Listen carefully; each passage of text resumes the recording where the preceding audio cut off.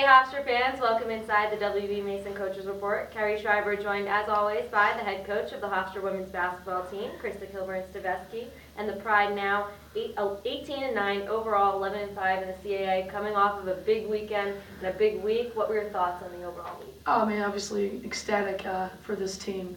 Just proud of my team, from top to bottom. Just proud of their effort, proud of their fight and their maturity, and just can't say enough of how much they are coming along.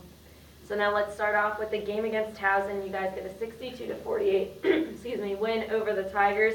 You guys shot 52% from the field and dominated in a lot of categories there. How was this a real complete win for the Pride? Well, shooting 52% on our own floor. I'm just so proud about that stat because we've, struggled at times and had, a lot of droughts at times that, caused the margin to be a little bit different and, games we didn't come out in our favor. But just a high level of confidence and a lot of, depth coming off the bench and people, knocking down shots and really embracing their role. So certainly we'll take that 52% and just, again, that was a big night. We were expecting a big fight with Towson and, they come out, but we just did a good job diffusing it.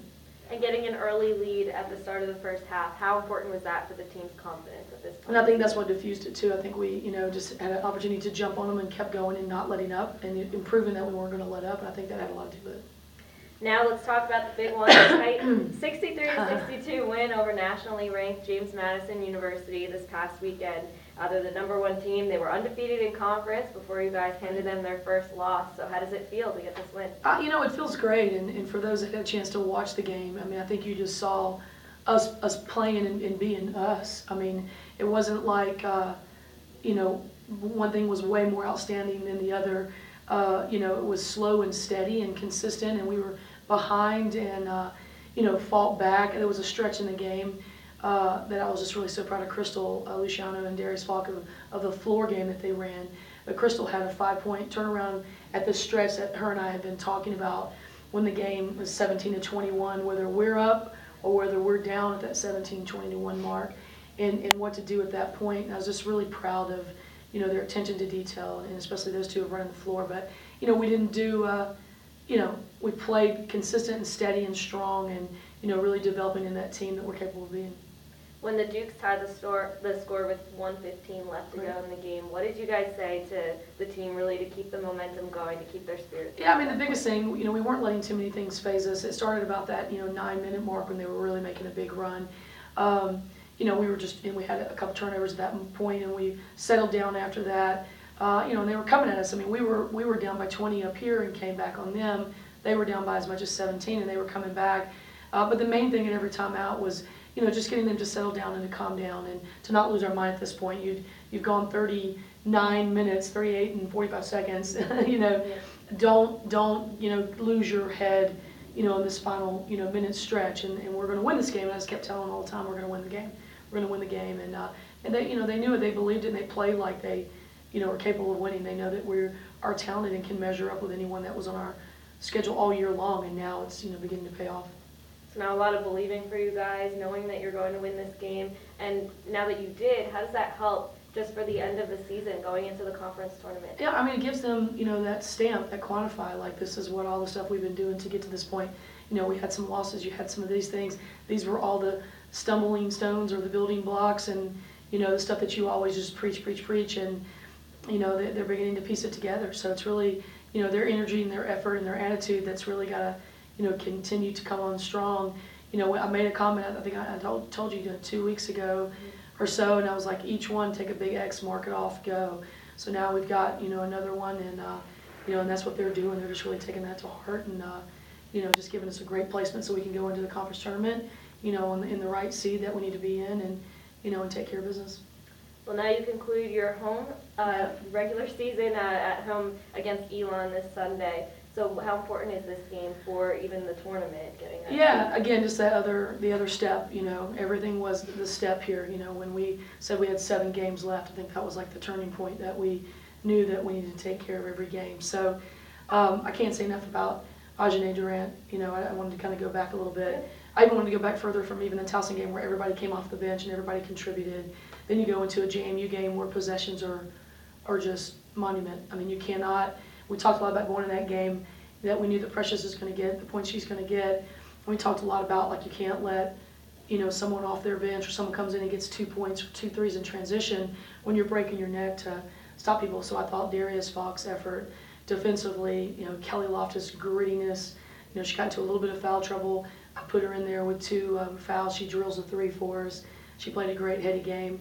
And then you can't say enough about Ajane and Angie White. They both got co-player of the week for Angie White and then co-rookie of the week for Ajane. Big free throws by these guys down the stretch. It was with big 40 points. seconds left, I think?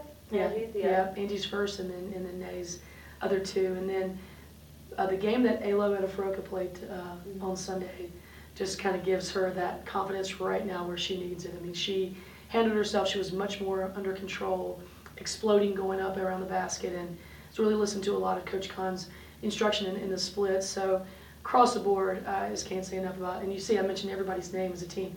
I didn't even mention Asia Jenkins because Asia Jackson because she Asia comes in and maybe she didn't score on the stat sheet or whatever it is, her defensive effort and her ability on the floor really helped us win, the same way as Jaquel. So, and the bench was live and hype, so it was great. It was good for them to get that stamp of approval and know that all your hard work is paying off.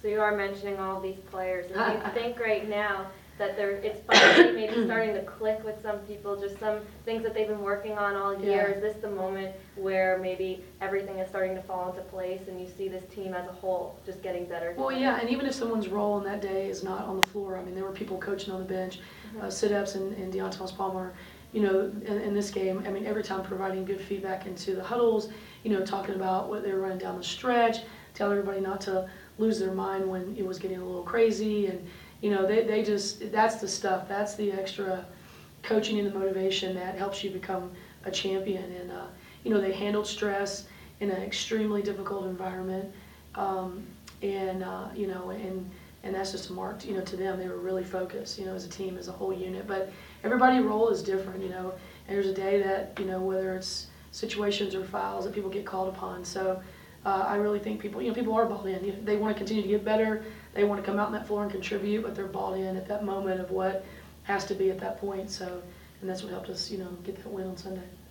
All right. Well, one last home game, as we said, on Sunday against Elon. What's the key to getting a victory? Yeah, I mean, interesting to have the bye right now. I think that is a positive thing for us because, we are who we are. So, there's no dropper and whatever. It's okay, you did something, let's go. So we get this whole week of practice and a chance to focus on us and not have a game on Thursday, and then just have all your sights set for Sunday.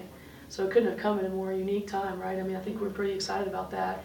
The good thing is with Elon is that we know that it was a dogfight at their place. We know they're going to come in firing on all cylinders, and so we're going to have a real heightened sense of awareness this week, to take care of them and then have to go on the road and finish up at Wilmington. So, it's just, this is why you play the games. This is what conference is all about.